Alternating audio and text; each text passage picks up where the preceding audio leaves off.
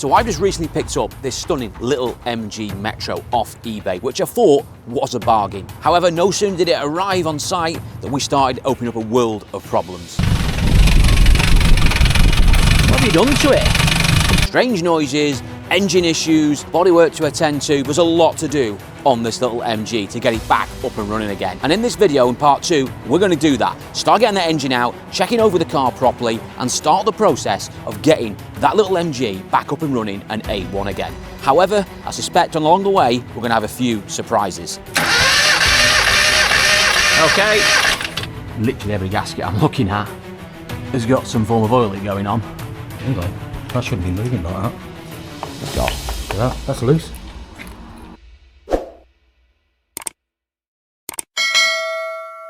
Right, before we start today's video, need to talk to you about the latest Car UK raffle. A new car is up for grabs, and this one is something really, really special. Arguably, one of the best cars we've ever offered for raffle, which is this outstanding 1995 Rover Mini Cooper SPI. This is an out-the-box example. I cannot stress how good a car this is. Now, we picked this up from a prestigious classic car auction. It is a out-the-box example. It actually come from Japan originally. It's been imported, fully restored. It is in unbelievable condition and it's been spec'd up to high heaven. Completely solid underneath, stacks of history. This is arguably one of the best examples you will find. And it can be yours for just £1. It is a £1 raffle once again of an alternative cash prize on this one of £6,000. So you can have the Mini, believe me, you want the Mini, or if you don't want the car, there's a £6,000 cash alternative. This Mini belongs in a museum. It is stunning. A car that is going to go up in value, I can assure you of that, and is going to make your friends and neighbours extremely jealous if you're a lucky winner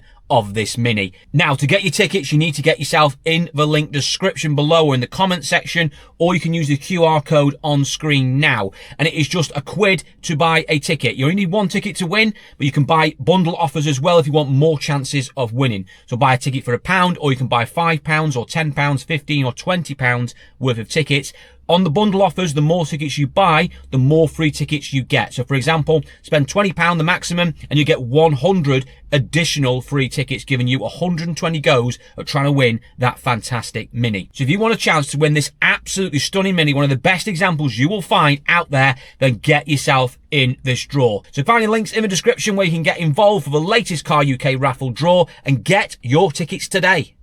Hi there, welcome back to the Car UK channel. You join me today as we're going to carry on where we left off with the little MG Metro. Now, for those of you who don't know, I recently picked up off eBay a little MG Metro Turbo lookalike, which I thought was a bit of a bargain at just over £4,000. However, sadly, whilst it was being transported down here to the site, things started to go drastically wrong. So today we start the process of trying to fix that little MG up, checking it over the bodywork, making sure we've got no sort of hidden rot underneath or anything like that, giving it a once over, but crucially getting the engine out of this car, because not only do we want to fix this engine because it's got a horrendous knocking noise amongst lots of other issues and leaking oil and all sorts going on, we've also got to improve the engine. So we want to fix it and add some more performance to it. So that is the process we're going to start today, getting in the workshop and stripping it out. And I'm going to have some help in doing that as we find out what has gone wrong with my little MG and how we can get it back on the road again. So join me as we're going to get the car on the ramp in the workshop and start stripping this MG apart.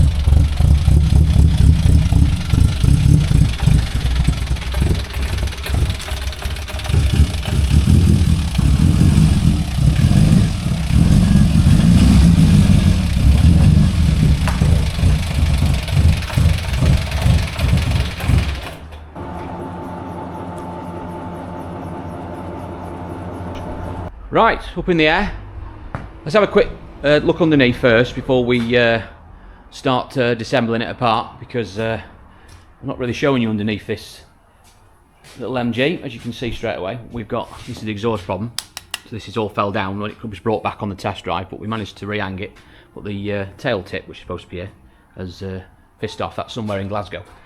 But the rest of it, as you can see, actually, for a car that is, I don't know, 80,000 miles and is well, nearly as old as me, it isn't too bad. It's not really, I mean, I remember Metros, I've had some right basket cases in over the years, and this one, in fairness to it, the seller has got it right, because he did say it was really solid, and in fairness it is.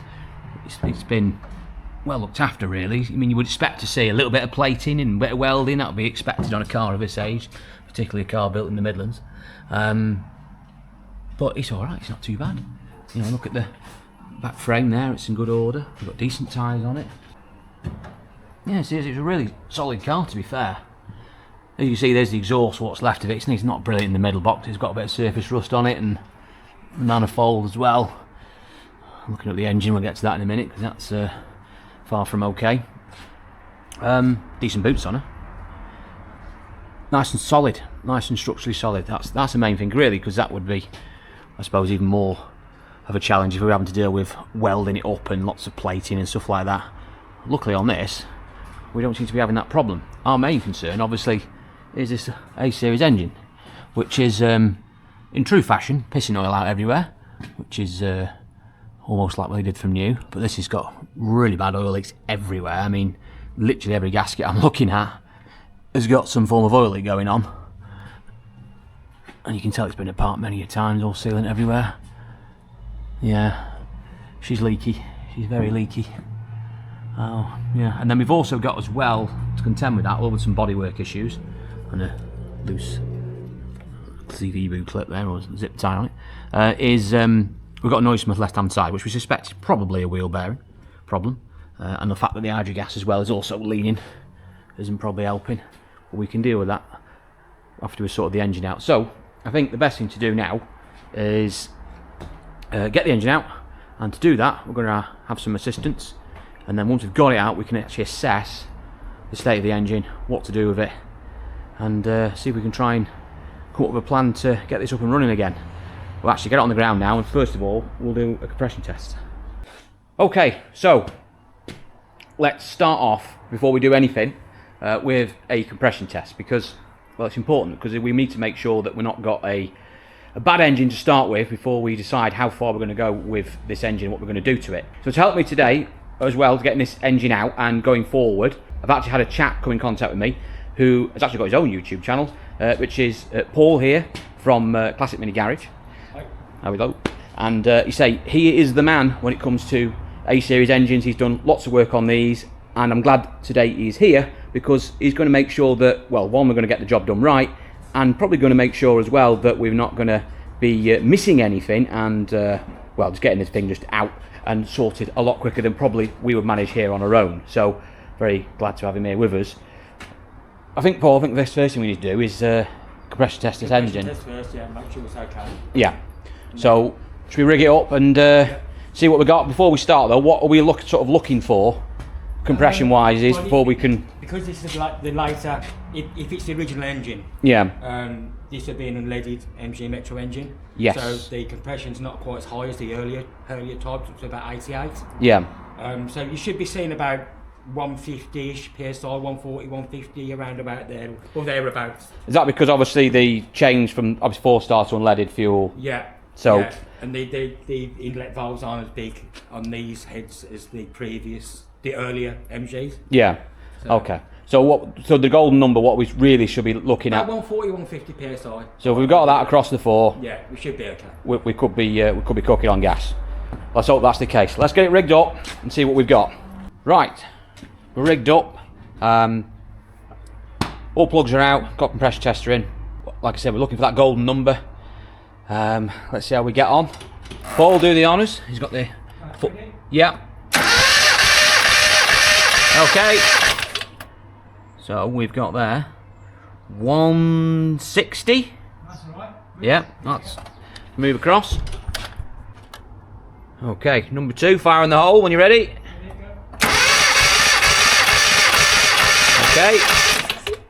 Okay, we've got there a reading 100 and just over 75. 175? Yeah. Yeah, that's fine. And we're not down at the moment. Number 3. Okay, number 3's in. Ready when you are. Okay. Again, even better. 180. And that might be down to the one cam chain now as well. Possibly, yeah. Well, the readings are there or thereabouts. So. Okay, ready when you are. Okay. Yeah, 175. That's good. So we're definitely not low on them numbers. So we're reasonably happy with them numbers then. So I think the next thing we need to do then is start the process of getting this A-Series Plus lump out. So let's get it back in the air.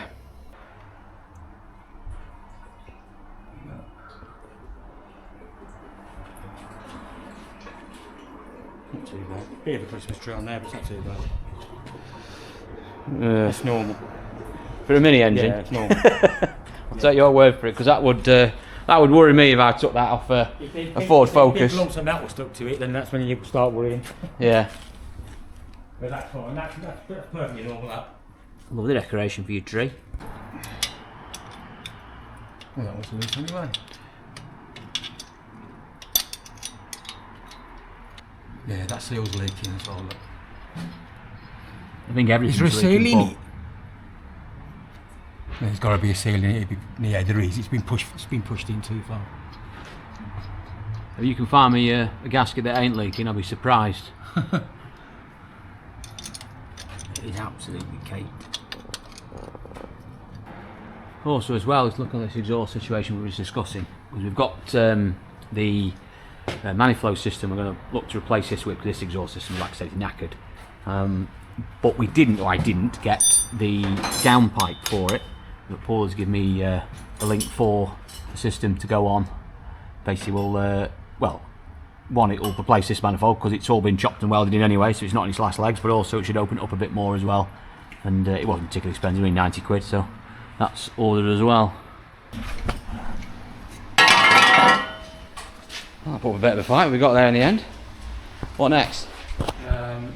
You need a punch to punch the dowel pin out there. First of all, Yeah, that one. these selectors, yeah. And then undo that nut and bolt. That will free your selector down. And then everything else can be done from the top then. Righto.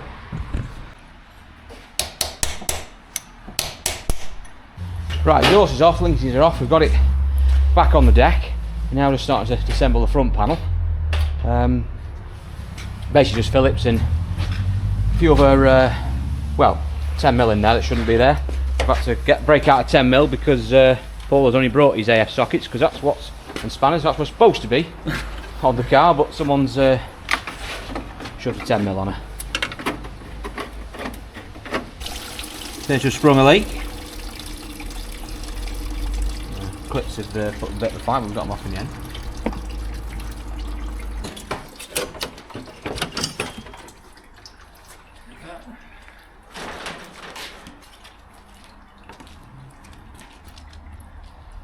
Doesn't look too bad, that radiator. Seen worse.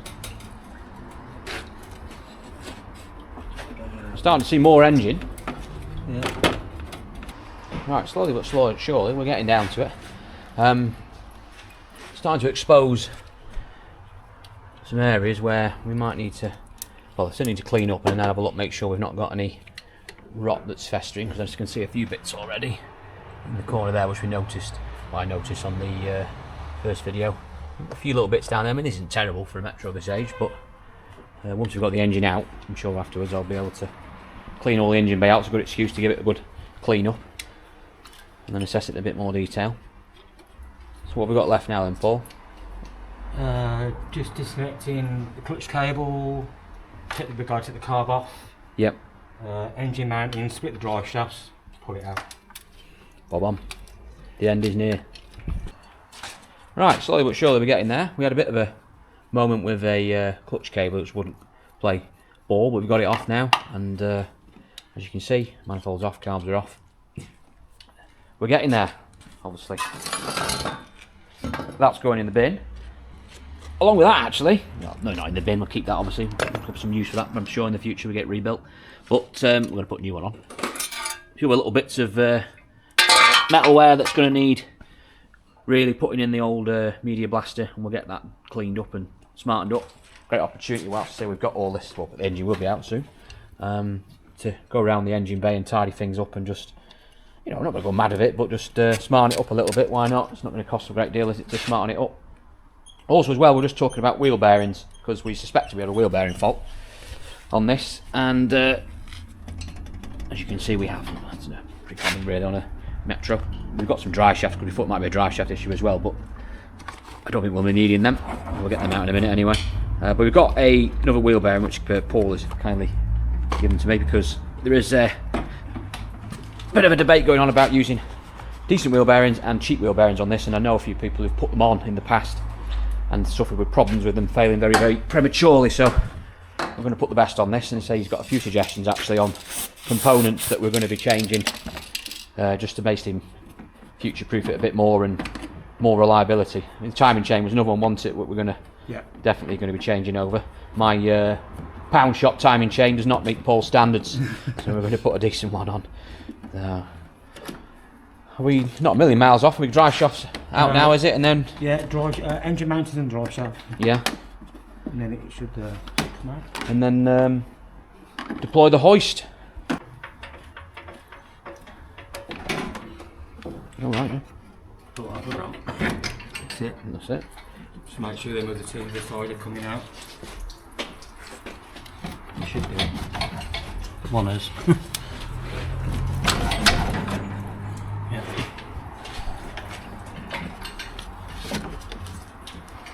Take it halfway up because it will get the speedo cable out.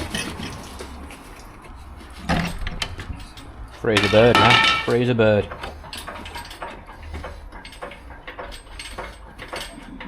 Alright, go on. Yeah, fine. There's the speedo cable. Oh yeah. I'll leave it there, get the speedo cable up now. Well, there we are. It's out. Don't drop it. It'll be fine.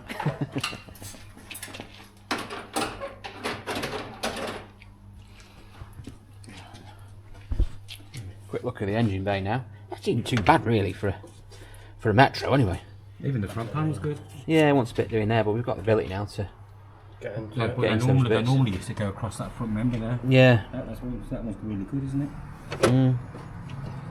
I'm quite surprised. I can't seem to find any welding on it ever. Anyway, I mean, it's well disguised. Anyway, we'll come back to that. You can see it all its glory now. Obviously, pissing oil out of every orifice. Paul spotted a few little modifications. One on the gearbox. What it was saying about is it extra magnet? Extra magnet, yeah. So, and first impressions, we think potentially it's got an older cylinder head on. We're not 100%, but we're leaning towards that.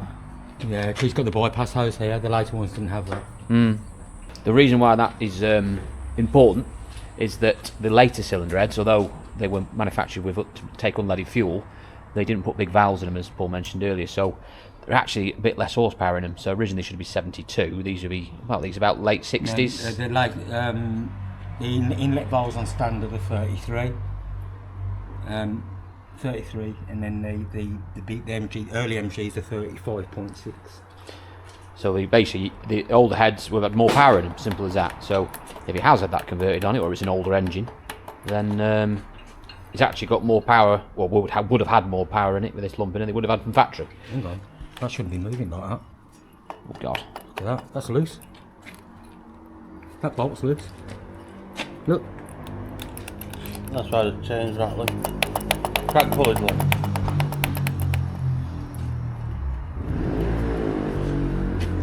So I think what we should do while we're here, just take off that mounting, take this off, take the time chain cover off, and see what the chain's looking at. See what we're looking at. Annihilate, so I think that's hopefully. what we're thinking. That's what the issue is. Yeah. The main issue, isn't it? So. Yeah. Right, let's get it undone. Snapped. Yeah. It's a bit of the woodruff key. Yeah. Half of it's missing. We're just getting the pulley off, and we've got a broken woodruff key. So probably from the fact that it's loose and shattered it to pieces. Yeah. All right, yeah. Break the car, Mr. Reed. All of us do it. Cover off. Too sloppy. But I think it was more the crank pulley than anything else. Yeah. Well, that's not what I was expecting to see. I was expecting to see. I mean, yeah, it's got play in it, but it's not enough to make it noisy like it. Yeah, I expected a bit more play, and expecting that potential to be annihilated. Yeah, but yeah, but I think not. maybe most of it's been, like you said, that crank pulley. Yeah, the crank floating. Because it's got no The rubber rubber key key with was snap. Yeah, Yeah. definitely. Yeah.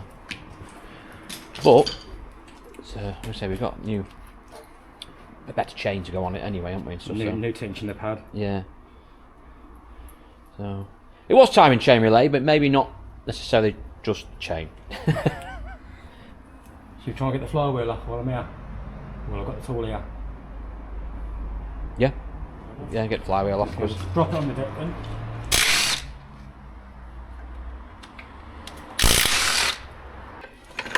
Okay.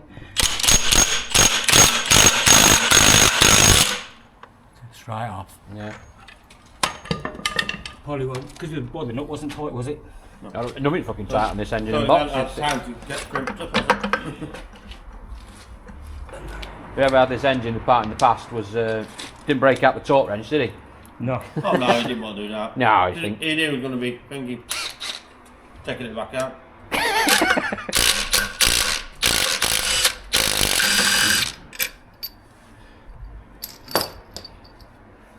Basically, the idea with that, because obviously, if you use like a normal flywheel puller, it just comes with like a little car that goes in there. Yeah. With this one, and if you use a normal one, the flywheel can actually fly off at you Yeah. at quite a bit of speed. But this, it's got a lock on it, so it comes up and it stops it from flying off.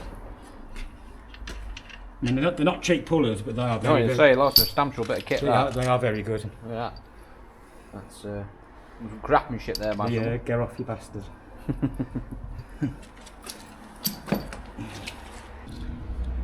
And also, when you undo these, make sure that that's facing that way like that, or downwards.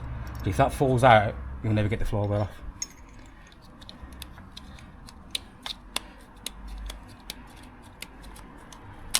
You go. Nice draw. Yeah. Something not leaking on the car. Something not leaking. It's one of the best seal on it. So as you can see from the big pile of parts, we're done. We've got the engine out finally, and we've given a bit of a quick assessment, although we are going to need to get this stripped further, get the gearbox off, and also get it down to Paul, who is going to do some of the work on it. We've decided, actually, his knowledge is far superior than mine. That's definitely not in question, and he's the man to get that sorted for us. So we're going to get that split apart, get it down to him, and start the process of basically not rebuilding it, but revamping it, let's say. So just to recap, situation is the chain actually is nowhere near as bad as we thought. We thought that reality would be that this tensioner here would be all fall to pieces, because usually that's what would happen, and this would have loads of slack in it. There's a bit of play in it, but it's not anywhere near as bad as we thought. It's mainly down to the actual pulley and the woodruff kit's all falling to pieces, and that's what's been causing all the clattering. But while we're doing that, we've got to put a cam in it anyway, so I mean, you've got to take the cylinder head off, and we've got to obviously change the chain, we've got to change the camshaft, so all that will be done. So that's what we're going to be doing. We're going to get this gearbox off, separate this bottom off the gearbox. We're going to probably get him to have a quick look at that, because I want to just make sure that we haven't got a diff problem, because they are quite weak on these boxes, Paul was saying. So he's going to check that for us, and if he can do a conversion on it to make sure it doesn't have any problems again. And then he's going to strip the cylinder head off, check the head. We're pretty confident, because of this little bypass valve we've seen, that it is a earlier engine or earlier cylinder head, certainly, which means it should have the big valve conversion, or the big valves in it as originally would have had, which is good. If it hasn't, then we can look at maybe modifying the head, doing something with that.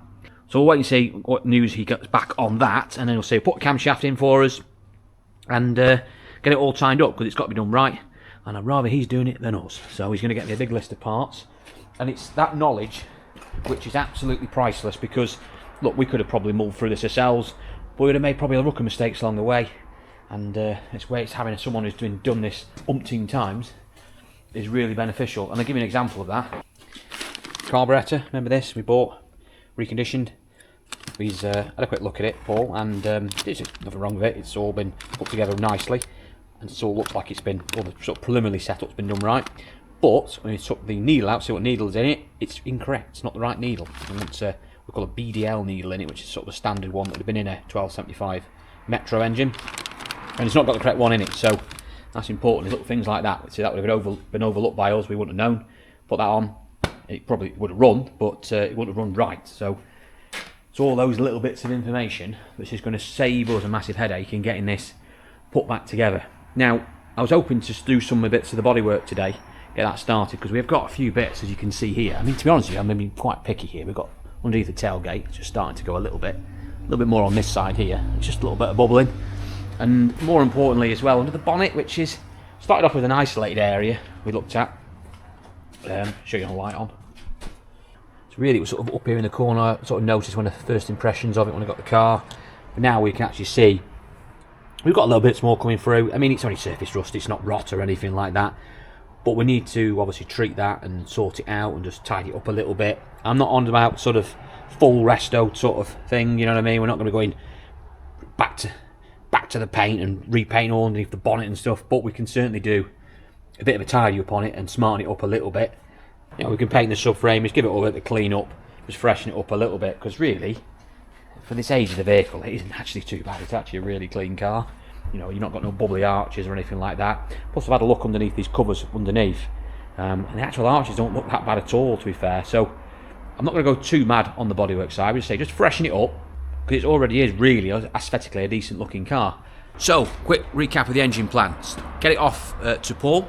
Once we've stripped it apart, he's then going to check the cylinder head, get that off, make sure we've got the ideal cylinder head for it, not necessarily the correct one. We don't want the correct one, we want the early one on it.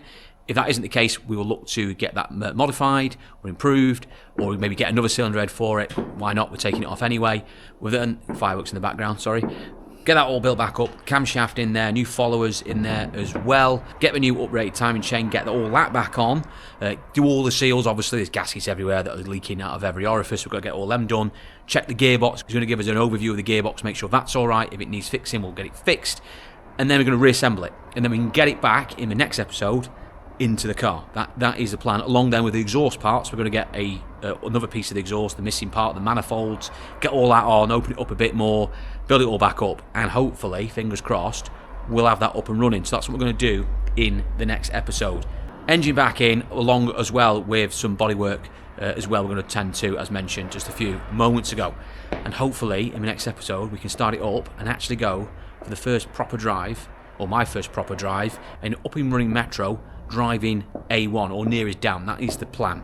So make sure you check out the next episode, part 3 of the little MG Metro series I'm doing, and of course let me know your thoughts and comments on about anything you've seen in today's video. And also as well, let me know your thoughts on this type of content going forward. So tackling those sort of projects like this, do you like this type of content? Is it a little bit different? Do you want to see a bit more of it? I'm not saying we're going to stop doing everything else, go in the auctions, or we're doing pitch updates. We'll never stop doing that. That's what we're all about here on the Car UK channel. But I do enjoy doing things like this, and if you guys are enjoying it and watching it, then we'll do more of them, because I can think of another car that I purchased a few months ago, a little Escort Cabriolet XR3, that also needs some tender loving care we could get on with in the coming weeks. So let me know your thoughts on this type of content. Some might like it, some might dislike it. I want to hear everyone's opinion.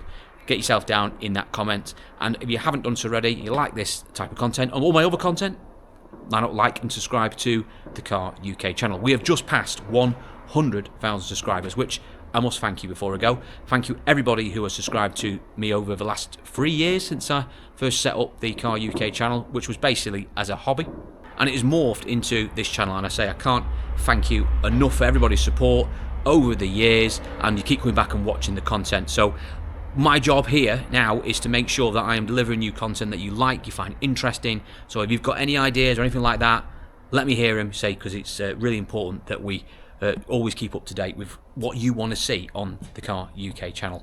And finally as well, a thank you to Paul at Classic Mini Garage. You can find Paul's channel, he's on YouTube, in the link description.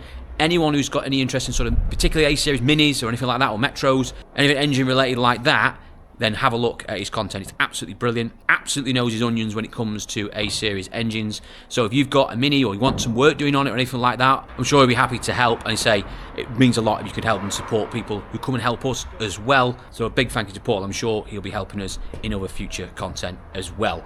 Right, I'm going to wrap it up there because it's getting very, very late. Thank you for watching today's episode, and I will see you all in the next one.